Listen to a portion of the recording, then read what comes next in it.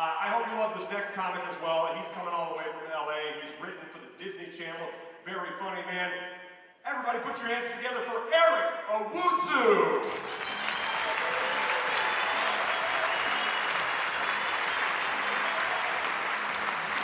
Hey, everybody. Thank you guys so much for coming. I appreciate seeing each and every one of your faces, even though I'm blinded by the spotlight. It's my first time in Nebraska. I'm very happy to be here. Very happy to be here. Yes, happy Father's Day weekend, to everybody. I know a bunch of you brought your old mans out. Thank you guys for doing that. Happy Juneteenth weekend. Yep. I messed up. I came to the whitest state in the Union during the blackest holiday in American history. I couldn't write that even if I tried. So thank you to the organizers of the Great American Comedy Festival for being a better comedian than I could ever hope to be. So.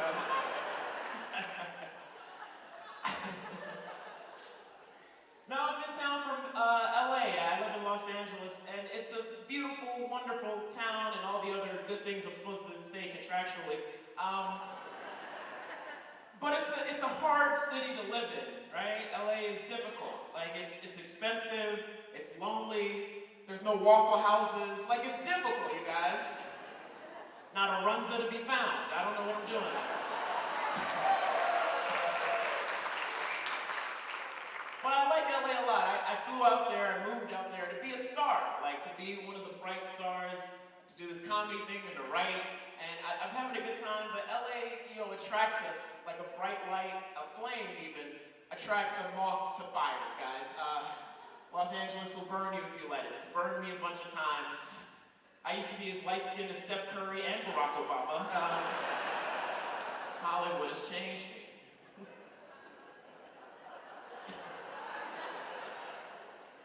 But it's a very diverse city. I like LA a lot. I like the diversity in LA. My favorite diverse group of people in Los Angeles is elderly white women. That's my jam right there. Just anyone who looks like Gracie and Frankie, delectable. Here's why I like elderly white women. Every time I'm walking down the street and like an elderly white woman walks up and passes me and smiles at me, waves with her eyes or whatever, I don't know, I like to imagine that I remind her of the Negro jazz player she secretly had an affair with in the 60s.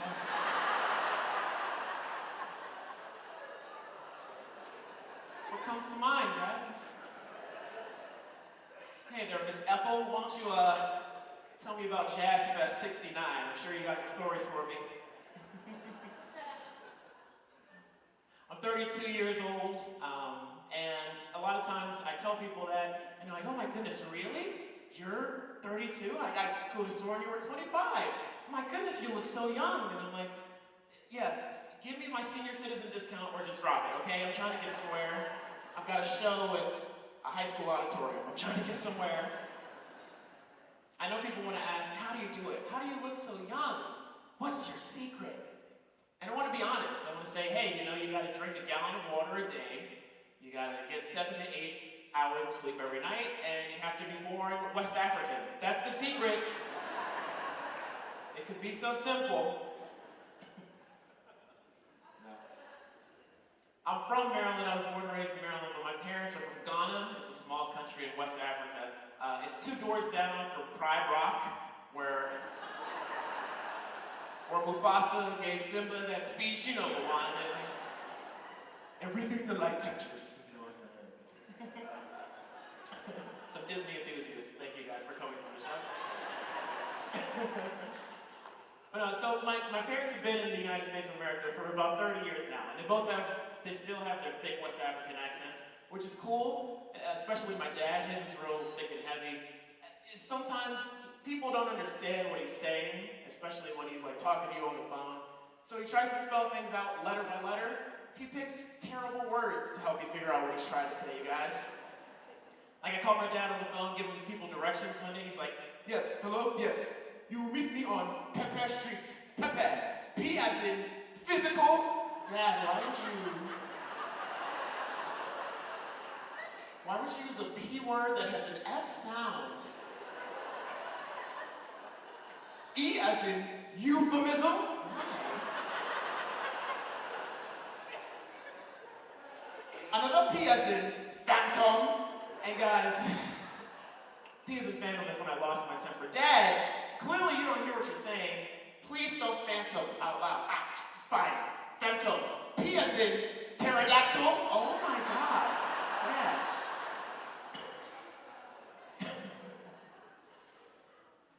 Speaks perfect English, he just be messing things up all the time. He mispronounces words and phrases constantly. Like one time my dad mispronounced the phrase, I love you too.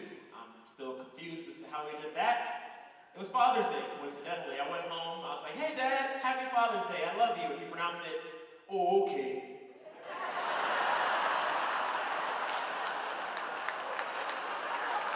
Okay, that's fine, all right.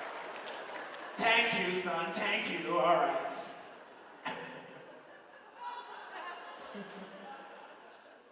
There are people here with emotionally distant fathers too, I love it. My people right here in the Husker State, love it. My mom was a trip too. My mom is also from Ghana. She's the disciplinarian. So, you know, we established that there's a bunch of families here tonight, and you guys have kids that you claim, I imagine. You guys have dependents on your taxes. You know, so just some bits of advice to the parents. You know, as a former child myself, let me just say that I know you got to discipline your kids, you know, to keep them in the straight and narrow, but it's important to not be too creative with the punishments, okay? Otherwise, the behavior you're trying to correct, you could end up solidifying and making permanent in your child. And you might end up with an arsonist or a carjacker or stand-up comedian. You might mess up, guys. You get too creative with the punishments. So, I say all that to say, when I was in 4th grade, my mom took me out of school in Maryland. 4th grade, she's like, hey, we're going to Ghana on vacation. So we get to Ghana, we hang out for 2 weeks, and then my mom packed up her suitcase and flew to Maryland without me, and I ended up living and going to school in Ghana for 1.5 years. Yeah, that's not a vacation, guys. You don't get a school uniform and go to school in a new land on vacation. So yeah, I got exiled. Basically like Simba. When Scar told Simba to run, that's basically what happened. This is what happened. So I was in 4th grade. 4th grade was my first time in a new school. I was in a new public school, and you know, I'm talking, trying to make friends, and the teacher wrote a note and said, hey, give this to your mom. You've been being disruptive in my class. And I gave the note to my mom, and she saw it and freaked out in her head and decided to launch the nuclear option and deport me, is what happened. She kept her composure when she got the note, but I know in her head she was like, my son is being disruptive in class. I have to get him out of that class. No, out of the country. No, out of the continent. I will send my eldest son to Africa. That way he will not be disruptive in class again. Which did not work. Because there's nothing more disruptive to a class of West African children than bringing in a new one that looks just like them. And when he opens his mouth, he sounds like Carlton Banks from The Fresh Prince of Bel-Air.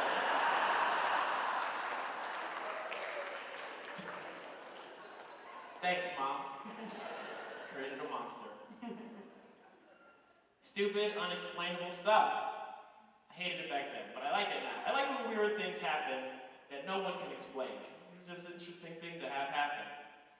Like I was in a fast food restaurant recently for the purposes of this joke, and ordered a bag of french fries to go. Just a bag of french fries. I was hungry, probably inebriated, definitely hungry. And I open it up, there's a tater tot in my bag of french fries, you guys. I was so happy. Because they don't even serve tater tots at McDonald's. I don't know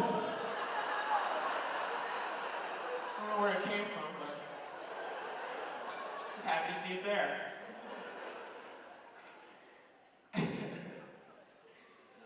You guys might not be able to guess this just by looking at me, but I used to go camping a lot. And that's because I used to have a white girlfriend. It's a package deal. White women love sleeping in the woods when there's a perfectly good domicile that we pay rent on. Anyway.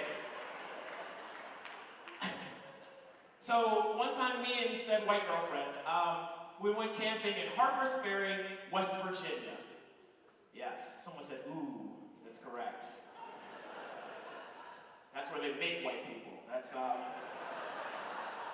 where the factory is. Anyway. So we go camping in Harper's Ferry, West Virginia, and on our way back to Maryland, we see a flea market, so we decided to stop and shop. And we stop, we're looking around, there's a wooden stand, this old white lady who probably didn't have a crush on me. She's manning the stand, the wooden stand, and it has on display for sale a pair of Confederate flag pajama pants. So I see the pants and I point at it and I'm like, hey, I would like to buy those Confederate flag pajama pants from you. So the lady looks at me and she spits out her chewing tobacco or dead tooth. I don't know what she was chewing on. She went in the back and gave me the folded up thing. I gave her some money. Hey, thank you, I appreciate it. I unfurl it. It's a pair of Confederate flag shorts. So before I could be like, hey, ma'am, I wanted that, you gave me this, I was like, duh, Eric. It's you running around in Harper's Ferry, West Virginia. You wanted pants, she sold you shorts. She probably meant to sell you 3/5 a pair of Confederate flag pajama pants. When in Rome, Eric, when in Rome. Man, you look confused. Back in the 1800s, enslaved Africans were considered 3/5 a person, so we had to vote in groups of 5. I don't know how racist math works, guys. But the end of all that is why we celebrate Juneteenth. So, with that being said, happy Juneteenth weekend, guys. Thank you. I'm Owusu. Enjoy the rest of the festival. Thank you.